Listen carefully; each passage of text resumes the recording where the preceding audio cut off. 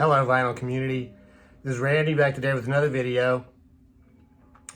I am continuing on with my alphabetical journey through my record collection, and today I'm up to the letter L. So what I'm doing is just showing 10 records whose titles, I guess my 10 favorite records from my collection whose titles start with each letter of the alphabet. So J and K was really tough. I did not have 10 records for the letters J and K, but I can tell you L is a very strong letter. I have 10 records here that are all Hall of Fame records. These are all fantastic records, so that's good. After J and K were a little bit rough. So anyway, I'll tell you the background music today is Steve Kimott, Last Danger of Frost. This is a 2016 record. Steve Kimott is a guitarist. I think he lives up there in Pennsylvania somewhere now. He used to live in the Bay Area. He played in a band called Zero, which was very popular. I went to see him a lot of times at Maritime Hall there in San Francisco. So that's the background music today. Yeah, so the letter L, my 10 favorites for my collection for the letter L. First one is King Crimson, Lark's Tongues and Aspic. This record is from 1973. For this one, this is their King Crimson's 5th album overall. This is a fantastic album. I love the cover of this album. It's a fantastic album cover. The song Lark's Tongues and Aspic Part 1, and then the album opens with Lark's Tongues and Aspic and closes with Lark's Tongues and Aspic. That's instrumental.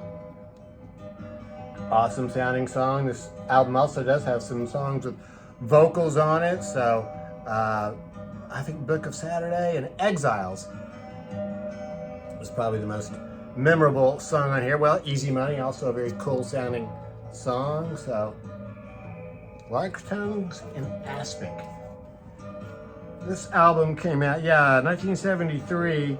What I have here is I didn't write down the year. I think it's about a 2014 reissue. Came with this, it looks like a Polaroid type photograph with a download code on the back, and this is not an inner sleeve, this is an insert with the lyrics for the songs that have words. And this is on black vinyl.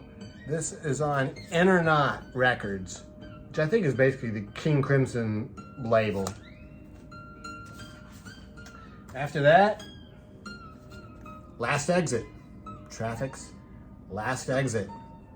So I think I've had a couple Traffic albums so far. This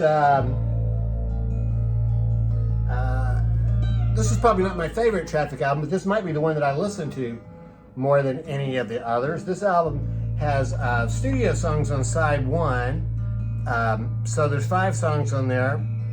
Just For You, Shanghai Noodle Factory, Something's Got a Hold of My Toe, Withering Tree, and Medicated Goo. Medicated Goo, one of the really cool pop songs by Traffic. The side 2 is live, recorded live at the Fillmore West. It's Feeling Good and Blind Man. And I think it sounds like, there's really no information here, but it sounds like the only people on stage might just be the 3 members of Traffic at this point, which is Jim Capaldi, Chris Wood, and Steve Winwood. So Steve Winwood plays organ on this, so it's very spare sounding, but it's really cool. Yeah, I like it a lot. So Traffic, Last Exit. This album came out in 1969. I have a 2013 Friday Music reissue. They have replicated the Island label there. And next is Leave Home. Leave Home, 1977 album by the Ramones. What I have here is the 1977 version. So this is really cool. It's a little bit worn. little bit worse for wear, but that's honest wear. It's been played a lot. This is a fantastic album. I think probably everybody has heard this album. This is the original version, which has carbon not glue on it. And I tell you, when I got this album, I'd read about it in magazines, but had never heard. You certainly weren't going to hear any Ramones on the radio in Knoxville. In 1977, when this album came out, the first album in 76, I think. So I brought it home and put it on, and the first song was "Glad to See You Go." Wow, what a great way to start an album. I mean, I was just immediately hooked on that.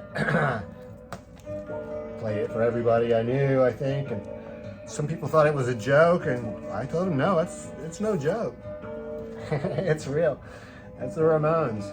So, fantastic album. Fantastic. Ramones, 1977. For Led Zeppelin, there's like Led Zeppelin 1, Led Zeppelin 2, Led Zeppelin 3, so all those would have qualified. Then in Discogs, they have the fourth one. They have it alphabetized under Untitled. So I will leave the fourth one for you, because I'm sure I'm going to need that for you, so that'll be good. So I think my favorite Led Zeppelin album among the first three, before they started giving them titles, of Houses of the Holy, would be Led Zeppelin 2. So this is a 1969 album. The big hit song on here, of course, is Whole Lotta Love. This is not the original 1969 version. What I have here is the this is what the gatefold looked like on the original. Though, the inside of it.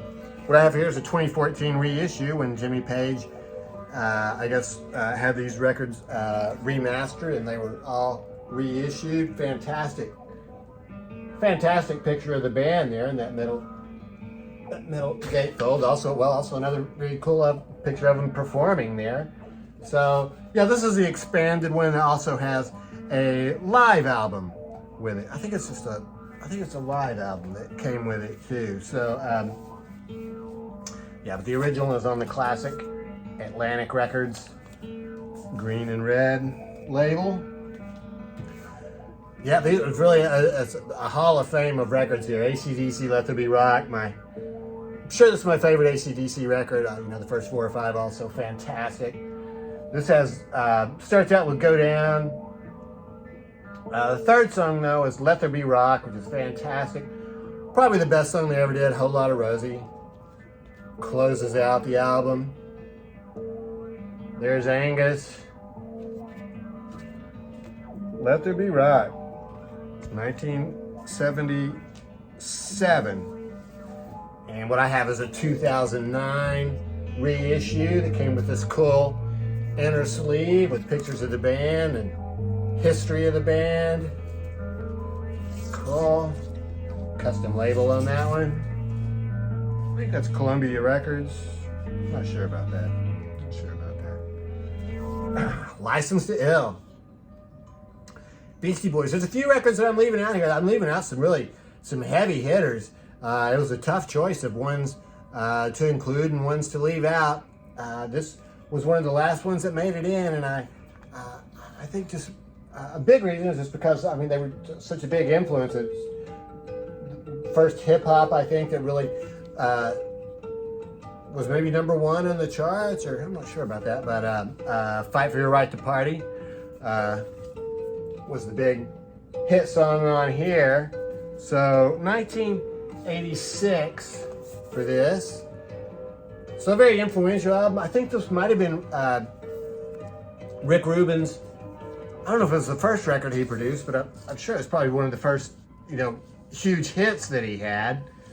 I don't know if this album was a number 1 album, but it was a hugely popular album. So, yeah, gosh, it doesn't even have the track listing here, but so yeah, "Fight for Your Right to Party," "Brass Monkey," I know, on here, and oh gosh, I can't even read them, but anyway, fantastic album by the Beastie Boys, Licensed to Ill.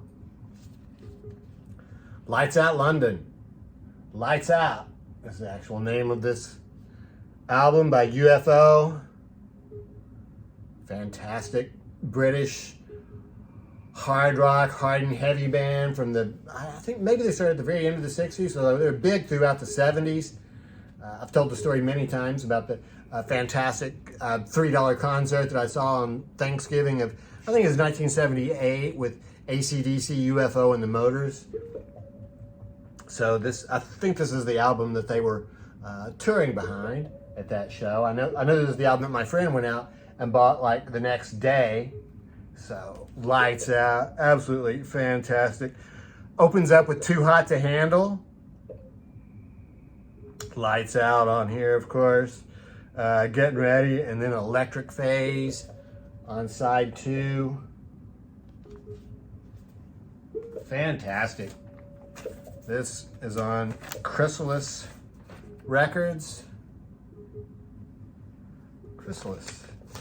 Yeah, so that was, 1977 for that one. In 1970, the Velvet Underground released Loaded. This was on Cotillion Records, and of course this is after John Cale had left the band. Mo Tucker is with him for this record. She's playing drums. But then there's also Doug Yule playing organ, and then Sterling Morrison on lead and rhythm guitars. So this is the last Velvet Underground album, last studio album. And the 2 big hits on here, Sweet Jane and Rock and Roll, 2 absolutely classic songs. But there's also Lonesome Cowboy Bill on here, Oh Sweet Nothing. I think the whole album is really cool. Cool album cover too. So, yeah, Cotillion Records for that one. That's black vinyl. In 1976, Robin Trower released Long Misty Days. I think this is probably about my 3rd Robin Trower album that I've shown. I'm a big Robin Trower fan, so what can I say? Long Misty Days, a fantastic album. This was one of my time-tested records. This might have been one of the very first time-tested records I ever did. So this is when they were still just a power trio. So Bill Lorden on drums, Rusty Dewar, bass player and singer, Robin Trower playing guitar. Robin, of course, had been in Procol Harum before he started his own band. So yeah, to me, they're just like the definition of power trio. Blues rock. Opens up with Same Rain Falls, title cut, Long Misty Days.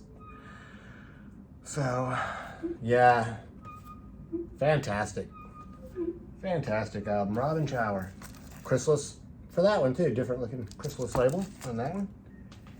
And then the last L is Louder Than Love, Soundgarden.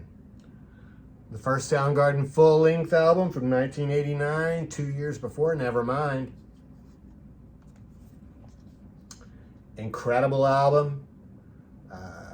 I guess they would be a grunge rock band from up there in Seattle. This is on A&M Records, so they signed with a major label before they released this. Fantastic album cover, Chris Cornell there. And just, I mean, a photo of the band on the back is also fantastic picture. So, yep, 1989 for this one. So, yeah, starts out with Ugly Truth and Hands All Over and Gun, Power Trip.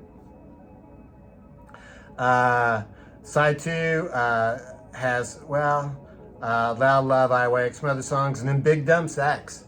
So who could forget Big Dumb Sex? Very memorable song. So that's it. Those are my 10 L records. Like I say, there's some heavy hitters that I left out. So feel free to let me know which ones I should have included instead of these in the comments. And yeah, I'm sure there's a lot that I don't even have, of course, the L. So yeah, that's it. So I hope everybody's doing well out there. And yeah, I guess that's it. Yeah, so thanks very much for watching. Have a great day.